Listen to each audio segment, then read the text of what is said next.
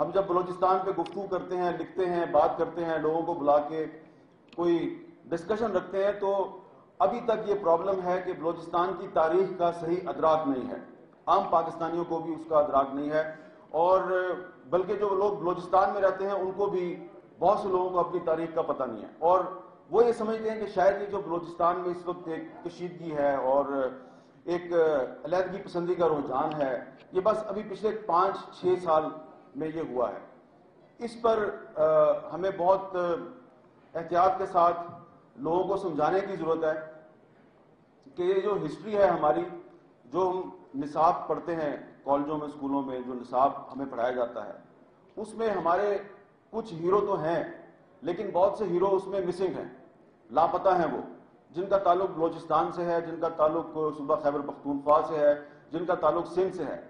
اور جو پنجاب کے لوگ ہیں وہ جانتے ہی نہیں کہ جو پانی پت کی لڑائی تھی، اس پانی پت کی لڑائی میں احمد شاہ ابدالی صاحب کے ساتھ جو میر نصیر خان تھے، اس وقت جو کلات کے حکمران تھے، وہ بھی شامل تھے، اور وہ جو فتح ہوئی تھی مرہٹوں پر، اس میں بلوچوں کا بھی کوئی کردار تھا.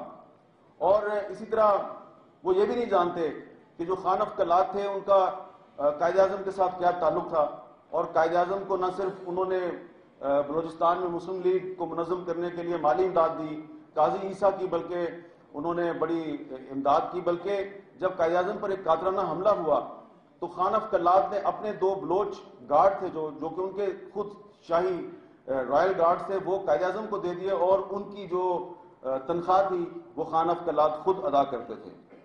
یہ تو تھا ان کا ایک تعلق قائد اعظم کے ساتھ. لیکن اس کے بعد پھر ایک ایسا بھی وقت آیا کہ جب 4 اگست 1947 کو خان آف کلات نے قائد اعظم اور لارڈ ماؤنٹ بیٹن کے ساتھ بیٹھ کے ایک ڈسکشن کی، مذاکرات ہوئے، اور یہ طے ہوا قائد اعظم کی کنسنٹ سے کہ کلات جو ہے وہ ایک انڈیپینڈنٹ ریاست ہوگی. اور پھر 11 اگست کو اس سلسلے میں سمجھوتا بھی ہو گیا. 14 اگست کو جب پاکستان بن گیا تو اس کے 24 گھنٹے کے اندر اندر کلات کی آزادی کا اعلان ہو گیا، اور اس وقت کلات پاکستان کا حصہ نہیں تھا. پھر اس کا الیکشن ہوا، ان کی ایک اسمبلی بنی جس کے 2 ایوان تھے، اور پھر قائد اعظم نے ریکویسٹ کی خان آف کلات سے کہ آپ پاکستان میں شامل ہو جائیں. اور خان آف کلات جو ہے انہوں نے کہا کہ ہم اپنی اسمبلی میں ڈسکشن کریں گے اور کنسنسس کے بعد ہم کوئی اعلان کریں گے. اور جب وہ ڈسکشن شروع ہوئی، ابھی وہ اس کا کوئی نتیجہ نہیں نکلا تھا کہ کوئٹہ سے ایک جرنیل صاحب جو ہیں ان کو آرڈر ملا، اور انہوں نے کلات پر حملہ کر دیا، اور 1948 میں آپ نے اس پہ قبضہ کر لیا. قبضہ کر کے آپ نے زبردستی الحاق کی دستاویز پہ دستخط کروا لیے. تو یہ پہلا فوجی آپریشن تھا، اور اس فوجی آپریشن کے خلاف جب مزاحمت شروع کی خان آف کلات کے بھائی پرنس کریم نے، تو پرنس کریم کو پہاڑوں سے نیچے اتارنے کے لیے قرآن پاک کا سہارا لیا گیا، اور کہا گیا کہ اگر آپ نیچے آ جائیں تو آپ کو کچھ نہیں کہا جائے گا. وہ نیچے آئے اور ان کو گرفتار کر لیا گیا. پھر 1955 میں جب ہم نے 1 یونٹ بنایا تو اس 1 یونٹ کے خلاف مزاحمت ہوئی، اور وہی جو خان آف کلات تھے اور پرنس کریم تھے، ان کا مطالبہ صرف یہ تھا کہ بلوچستان کو اس کا جو تشخص ہے وہ دے دیا جائے، بلوچستان کو ایک علیحدہ صوبہ تسلیم کر لیا جائے. لیکن نہیں ہوا، اور پھر 1958 میں دوبارہ ایک فوجی آپریشن ہوا، اور کلات کی جو جامع مسجد ہے اس کے مسجد کے مینار پہ جو کلات کا پرچم لہرا رہا تھا، اس پرچم کو گرانے کے لیے اس مسجد پر بمباری کی گئی. اور جب وہ مسجد تباہ ہو گئی تو پھر نواب نوروز خان نے ایک دوسری مزاحمت شروع کی. ایک دفعہ پھر نواب نوروز خان جن کی عمر 90 سال تھی، ان کو پہاڑوں سے نیچے اتارنے کے لیے ایک دفعہ پھر قرآن پاک کا سہارا لیا گیا. ایک دفعہ پھر اس وقت کرنل ٹکا خان تھے جو بعد میں جنرل ٹکا خان بنے، انہوں نے نواب نوروز خان کے ساتھ دھوکہ کیا، گرفتار کیا.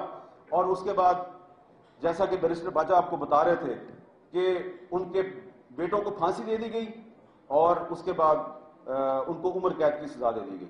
تو یہ بار بار قرآن پاک کو بیچ میں لا کے آپ نے بلوچوں کے ساتھ دھوکہ کیا، یہ بات پنجاب کے لوگوں کو نہیں پتا.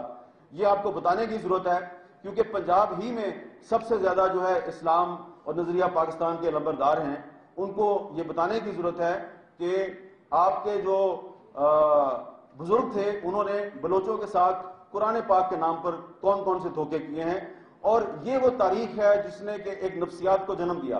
اور پھر اس کے بعد 1962 میں तीसरा ऑपरेशन शुरू हुआ, 1973-74 में चौथा ऑपरेशन शुरू हुआ, और उस ऑपरेशन के बाद एक बहुत बड़ी गलती की जुल्फकार अली भुट्टो साहब ने कि उन्होंने खैर बख्श मरी साहब को गिरफ्तार किया, उनको उन्होंने फैसलाबाद की जेल में डाल दिया, अताउल्लाह मेंगल साहब को पकड़ा, उनको साहिवाल की जेल में डाल दिया, और जो बलोच रहनुमा थे बुजिजो साहब, गौस बख्श बुजिजो साहब, उनको मियां वाली की जेल में डाल दिया, और उनको पंजाब की जेल में डाला। तो जाहिर बात है पंजाब के खिलाफ नफरत तो जन्म लेगी। फिर मुशर्रफ साहब का दौर आ गया। मुशर्रफ साहब के दौर में जो कुछ हुआ वो किसी से ढका छुपा नहीं। वो नवाब अकबर बुख्ती जिन्होंने 1947 में पाकिस्तान के हक में वोट दिया था, उनको हमने अपने हाथों से शहीद कर दिया। तो ये वो तमाम वाकयात हैं कि जिन पे कि हमें खुद अपने जराइम का एतराफ़ करने की जरूरत है। मुशाहिद हुसैन साहब बार बार कह रहे थे कि इस मसले का हल डायलॉग है। बिल्कुल इस मसले का हल डायलॉग है, लेकिन जब आप बलूचिस्तान में जाके हालात को करीब से देखते हैं तो नजर ये आता है कि जो मारने वाले हैं और जो मर रहे हैं, मारने वाले और जिनको मारा जा रहा है, दोनों मुज़ाकरात पे यकीन नहीं रखते। मारने वालों ने इतना जुल्म किया है कि जो मरने वाले हैं वो कहते हैं मारो मारो, हम तुम्हारे साथ मुज़ाकरात नहीं करेंगे। तो पहले तो आप सब लोग यहां पे कोई ऐसा फार्मूला तलाश करें कि ठीक है मुज़ाकरात मुज़ाकरात, सब मुज़ाकरात की बात करते हैं, लेकिन वो मुज़ाकरात के लिए माहौल कैसे क्रिएट किया जाएगा? क्योंकि इस वक्त यहां पर सादिक इमरानी साहब बैठे हैं, बलूचिस्तान की हुकूमत के सीनियर वजीर हैं, और अभी थोड़ी देर पहले उनका जिक्र हो रहा था। तो इमरानी साहब बुरा ना मनाइएगा, मैं कुछ बातें आपके हवाले से भी कहना चाहता हूं। ये ठीक है, ये पीपल्स पार्टीज के बहुत सीनियर रहनुमा है, इनकी बड़ी कुर्बानी है, और चीफ मिनिस्टर भी इनकी पार्टी का है, लेकिन इनका चीफ मिनिस्टर और इनकी पार्टी जो है और इनके जो कोलिशन पार्टनर्स हैं जिसमें शामिल तमाम जमातों के नुमाइंदे यहां पर मौजूद हैं, उनका कोई इख्तियार नहीं है, और ये इनकी नाकामी है। इस सियासी हुकूमत की नाकामी और खुफिया अदारों की मनमानी ने बलूचिस्तान को एक दोजख बना दिया। जब ये सादिक इमरानी साहब ने थोड़ा सा सच बोला था बलूचिस्तान असेंबली के फ्लोर ऑफ द हाउस पे, तो उसके बाद क्या हुआ था इमरानी साहब बता दो?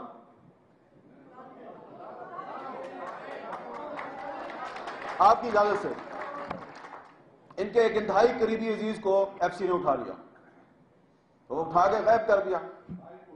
चलें, अब तो उन्होंने इजाजत दे दी। इनके सगे छोटे भाई को एफसी ने उठा लिया, सीनियर मिनिस्टर, जिस पार्टी का मिनिस्टर, जिस मिनिस्टर का चेयरपर्सन जो है वो सदर पाकिस्तान है, सुप्रीम कमांडर है, प्राइम मिनिस्टर है और चीफ मिनिस्टर है, इनके छोटे भाई को उठा लिया गया और उठा के गायब कर दिया गया। और फिर पता नहीं बीच में कौन से लोग आए और फिर उसको कुछ दिनों के बाद, तकरीबन 2-3 हफ्ते के बाद, उनको एक सड़क पे छोड़ दिया गया। रात का वक्त था, 3 बजे हुए थे, उसके पास वापस घर जाने का किराया भी नहीं था, तो एक हवालदार ने उसको 500 रुपए दिया, उसको कहा जाओ घर पे। तो अब जाहिर बात है, अब सादिक इमरानी साहब जो है वो सीनियर मिनिस्टर तो है और इन्होंने एक सच बोला फ्लोर ऑफ द हाउस पे। अब आप क्या चाहते हैं कि ये मजीद सच बोल बोल के ये भी लापता हो जाएं या शहीद हो जाएं, और फिर हम जो है वो सीनियर मिनिस्टर जो है उसकी तस्वीर हाथ में उठा के वहां पे खड़े हो गए पार्लियामेंट हाउस के सामने, लापता अफराद को बहाल करो। ये हंसने की बात नहीं है, ये रोने की बात है। और इसमें हम सारी की सारी, ठीक है, क्रिटिसिज्म करना चाहिए कि इंटेलिजेंस एजेंसी जो है वो किसी के कंट्रोल में नहीं है, और आईएसआई और मिलिट्री इंटेलिजेंस जो कुछ वहां पे कर रही है वो काबिल मजम्मत है, लेकिन ये इनकी भी तो नाकामी है। क्योंकि माजरत के साथ अर्ज है, क्योंकि बहुत से लोग इस हुकूमत में उनके दामन पे दाग लगे हुए हैं, उन्होंने कंप्रोमाइज किए हुए हैं, लिहाजा वो ऐसे इकदाम करने से गुरेज करते हैं कि जिन इकदाम से वो इन मसाइल को कुछ ना कुछ हल कर सकते हैं। तो इस वक्त जो सबसे बड़ा मसला है, जिसको कि सुप्रीम कोर्ट के चीफ जस्टिस ने भी बार बार कहा है कि लापता अफराद बलूचिस्तान का सबसे बड़ा मसला है, और इसमें एक पॉजिटिव डेवलपमेंट जिसका जिक्र कर रहे थे शाहवानी साहब, उसकी, क्योंकि उस दिन मैं भी सुप्रीम कोर्ट में मौजूद था, कि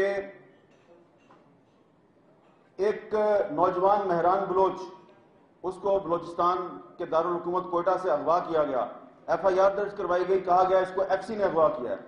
आईजीएफसी को सुप्रीम कोर्ट में बुलाया गया, तो आईजीएफसी ने कहा जी कि इसको हमने नहीं उठाया। तो चीफ जस्टिस ने डीआईजी इन्वेस्टिगेशन कोयटा हामिद शकील साबर से कहा कि आपके पास कोई एविडेंस है? तो उन्होंने कहा जी एविडेंस है। उन्होंने सीसीटीवी फुटेज पेश की। سی سی ٹی وی فوٹیج میں انہوں نے کہا جی یہ گاڑی ہے, خود ڈی آئی جی صاحب نے انگلی سے آئیڈینٹیفائی کیا کہ جی یہ ایف سی کی گاڑی ہے اور یہ لڑکا موٹر سائیکل پہ جا رہا ہے اور یہ انہوں نے پکڑا اس کو. تو ایف سی صاحب کورٹ میں کھڑے ہوئے کہتے ہیں جی یہ تو ہماری گاڑی ہے ہی نہیں ہے. تو چیف جسٹس نے کہا کہ اور کوئی ثبوت ہے آپ کے پاس؟ تو پھر ڈی آئی جی صاحب نے کوئٹہ پولیس کا ایک A S I traffic police کا, اس کا حلفیہ بیان پیش کیا اور اس نے کہا جی کہ میرے سامنے یہ ایف سی والوں نے اس کو اٹھایا. پھر سپلیمنٹ کرنے کے لیے ایک سارجنٹ امجد, اس کا بیان دیا کہ جی اس کو ایف سی والوں نے اٹھایا. اب D I G, A S I اور امجد تینوں پنجابی ہیں اور تینوں نے مہران بلوچ کے حق میں ایویڈنس دیا کورٹ کے اندر. تو یہ ایک پازیٹیو ڈیولپمنٹ ہے. اور جب آسمہ جہانگیر صاحبہ اور قاضی حسین احمد صاحب یہ بھی یہاں پہ کھڑے ہو گئے یہ بات کر رہے ہیں اور اب آپ کے اس اجتماع میں نواز شریف صاحب بھی آگے ہیں, تو یہ ساری پازیٹیو ڈیولپمنٹس ہیں. ہمیں نا امید نہیں ہونا چاہیے, لیکن مسئلہ بہت سنگین ہے. ہم سب لوگوں کا یہاں پہ اکٹھا ہونا, آپ سب کا اکٹھا ہونا, یہ بہت اچھی بات ہے. لیکن جو لوگ مار رہے ہیں اور جن کو مارا جا رہا ہے شاید ان کی یہاں پہ نمائندگی نہیں ہے, کیونکہ ڈاکٹر مالک بلوچ صاحب, عبدالحی بلوچ صاحب اور یہاں پہ مندوخیل صاحب, یہ سارے لوگ بلوچستان کے پولیٹیکل لیڈرز یہاں پر موجود ہیں. لیکن اگر آپ مجھے معاف کریں تو جن کو مار پڑ رہی ہے اور جنہوں نے ہتھیار اٹھائے ہیں وہ یہ کہتے ہیں کہ ڈاکٹر مالک, اختر مینگل, حاصل بزنجو, جو اسلام آباد کی طرف دیکھتا ہے, جو پاکستان کی مین سٹریم پالیٹکس کرتا ہے, یہ ہمارا دشمن ہے, یہ ہمارا غدار ہے, ہم اس کو نہیں چھوڑیں گے. حالات یہاں تک پہنچے ہوئے ہیں تو آپ کس سے مذاکرات کریں گے؟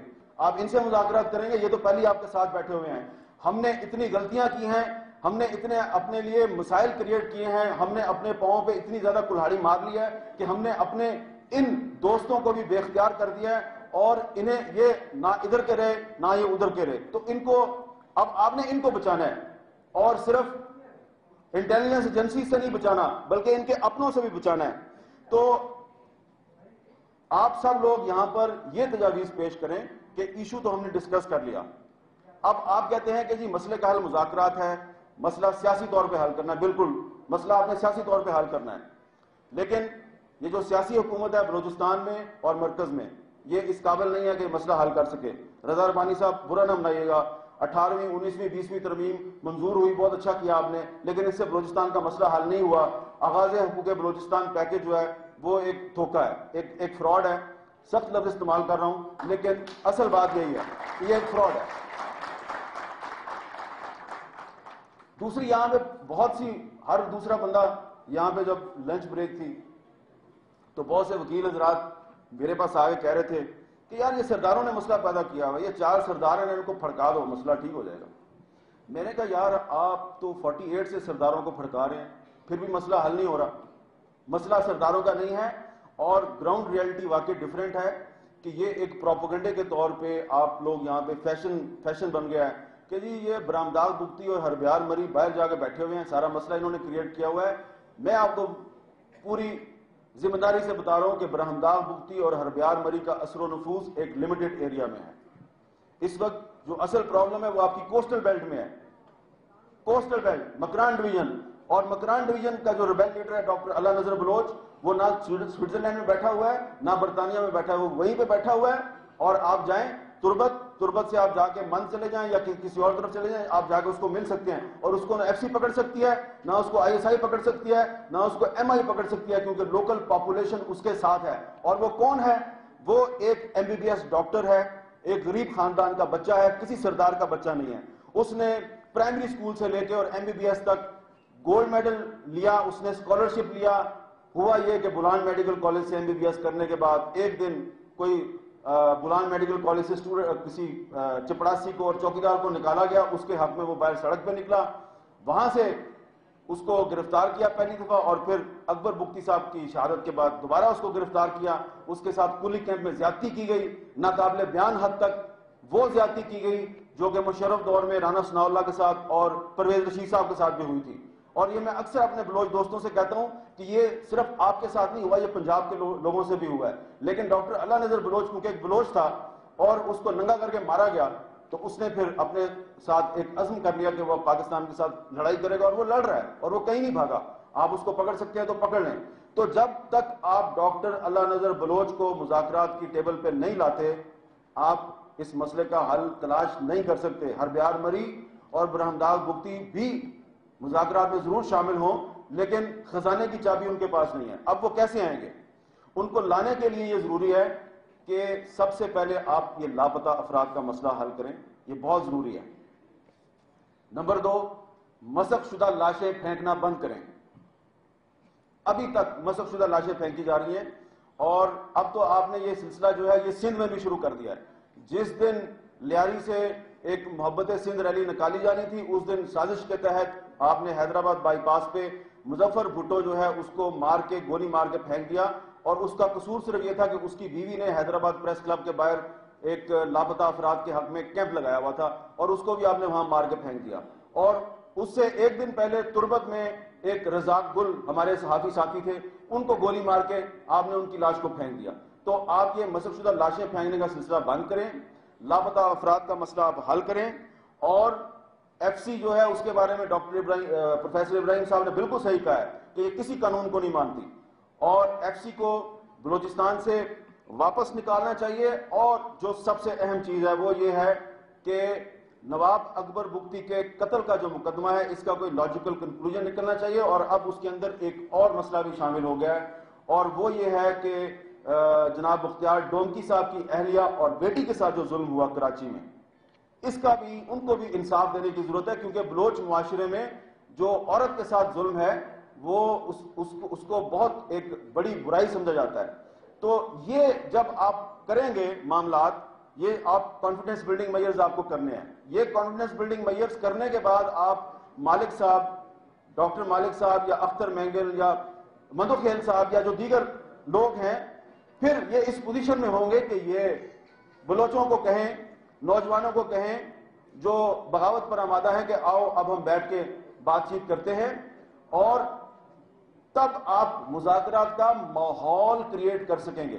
یہ پہلی سٹیج ہے. جو اگلی سٹیج ہے وہ بہت دور ہے اور میرا یہ خیال ہے کہ وہ سٹیج اس وقت آئے گی جب بلوچستان میں ایک ایسی حکومت قائم ہوگی جو کہ عوام کی حقیقی نمائندہ حکومت ہوگی. حقیقی جو منتخب نمائندے ہیں جن کو واقعی ایک اصلی اور ٹرانسپیرنٹ الیکشن میں جن لوگوں کو ووٹ ملیں گے وہ جب آئیں گے. میں یہ نہیں کہتا کہ صادق عمرانی صاحب جو ہیں وہ عوام کے نمائندے نہیں ہیں لیکن ہم سب جانتے ہیں کہ جو 2008 کا الیکشن تھا وہ 2008 کا الیکشن جو ہے اس میں ملٹری انٹیلیجنس نے اور آئی ایس آئی نے دھاندلی کی اور اکثر لوگ جو الیکٹ ہو کے آئے ان کو انٹیلیجنس ایجنسیز نے جتایا. اس لیے کم از کم میں سمجھتا ہوں کہ 2008 میں جو بلوچستان کا الیکشن تھا بلوچستان کا الیکشن ایک فراڈ الیکشن تھا، ایک 2 نمبر الیکشن تھا. لہذا اس کے نتیجے میں ایک 2 نمبر حکومت وہاں پہ وجود میں آئی اور اسی لیے وہ ابھی تک کوئی 1 نمبر کام نہیں کر سکی. اللہ حافظ.